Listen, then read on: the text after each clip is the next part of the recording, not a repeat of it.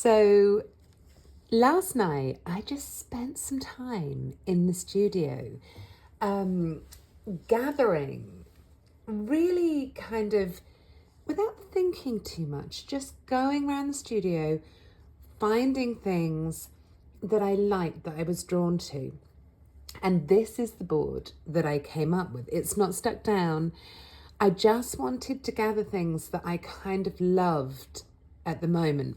Some things I took off the walls, like this piece of stitching, which has got kind of paper in it. It's really old, but I really love that. And I kind of want to go back to it. So that's, some things on here are things that I want to go back to.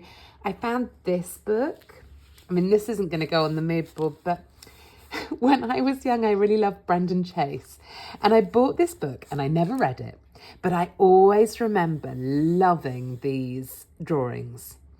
And I think that's where my love for kind of black and white and printmaking was kind of born. And both of those I'm kind of using in my work now. Recently I went to my local vintage shop and went to Betty and Violet. She sells the most gorgeous offcuts from dresses, just trimmings. And I just love this. I mean, how beautiful is this? The construction of it, everything. It's just gorgeous. So I buy those from her. I also bought this trimming. I mean, look at this. In my love of passementerie. Just gorgeous. And once you have sort of that wardrobe of techniques, with you, you can think, oh, I could make these into the warp of something and then weave in between them. I could gel print with some of this. I could look really closely and be inspired by the sort of intricacies of it, and these loops, just gorgeous. And then that's sitting on top of this tin, which is sitting on my desk. And you know what? Colour. I'm looking at the board that I did in 2021, and I'll put that lesson, a sort of a reminder of that when I talked about mood boards then, underneath this one. But there's lots more colour in this. Maybe I'm just feeling a little bit more confident. Maybe 2024 is going to be more about colour, but I love this orange and this claret red and this ornateness of this box. I also love this piece, maybe because I've been looking at our first prompt of tufting, and I love the way that this is, so sort of tufted. It's one of those hexagon weave things, but the colour as well on this and just the tactileness of it. This is, I don't know whether you can see this. This is just something that I had. Oh, maybe I'm not going to move that. Maybe I am. Something that I pulled out of a magazine ages ago, just all about mood boards and designers using them. And this is Eleanor Pritchard's mood board here, which is lovely. So I just popped that there. This is part of some fabric that I bought, rather like this. I bought meters of this, but look at that. It's kind of like old net curtain. And, with all the hessian that we're using, it's just like, oh, again, can I jelly plate with it? Can I weave things in and out of it?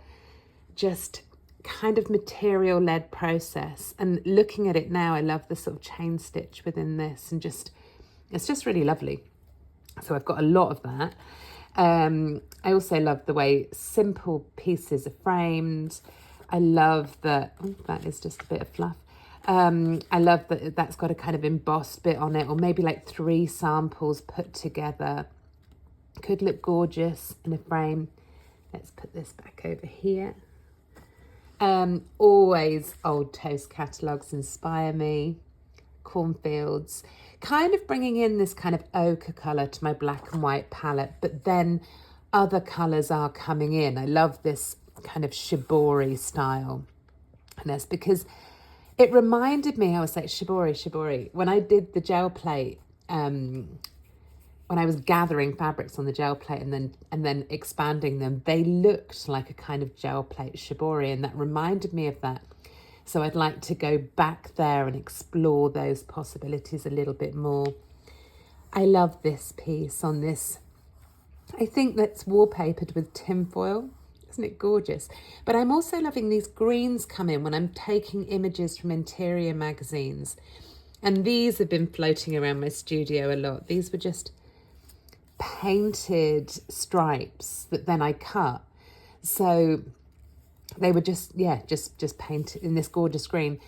But I was painting them, and I'm always cutting up stripes into strips with my work, but doing it with painted pieces was rather fun, and then maybe using that as an inspiration to go back into fabric. What else have I got? Another beautiful inset piece of vintage trim. I love this one. I bought this a while back and I still haven't done anything with it. So this is sort of needle lace. Look at these gorgeousness, and it's not finished. But I love the geometric pattern that's within this with the vintage lace there and this gorgeous blue. So something needs to come from that. What else have I got? This sofa and this gorgeous lace. Look at that. And this structure, you know, looking in interiors magazines and finding sort of lamp structures, but how good's that? You know, as interesting for sculptures. And this sofa cover, I just love this. You know, when I think about this in textile techniques, these are stitches, these are raw edges, maybe there's cut work, maybe behind it is a kind of linen. You know, I just see that in a kind of made up of textile processes. I also love the idea, which I'm kind of playing with the jelly plate at the minute, of using textile techniques on paper and then printing with them. So like patchwork with bits of paper. And then just, again, stripes, cut, shifted, moved. I'd like to go back and explore that. So yeah, I've really enjoyed this. I also found this in a magazine, which I really loved. And I think this was where I kind of started. This is Amanda Harlick and what she loves. I don't think there's anything on there. It was just from Harper's Bazaar. It was just, you know, this is what makes me happy, and put together all the things that have made her happy. And that's kind of what I did here, just putting together things that make me happy.